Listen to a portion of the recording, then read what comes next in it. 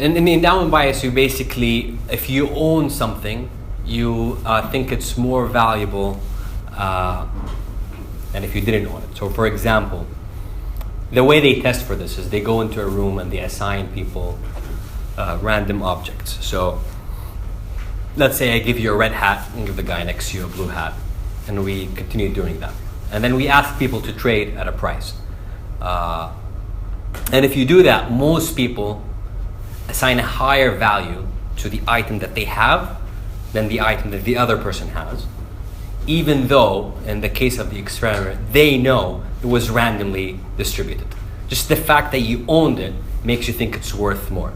In the case of an investment, if I come to you, if you already own a stock, you are more likely to think that it's going to perform better than if you didn't own it. And so at any moment in time, if I come to you and I say, well, you've got Ford in your portfolio, do you think Ford is going to do well over the next year? What's your expectation? You're more likely to think it's going to outperform if you owned it than if you just sold it yesterday or didn't own it.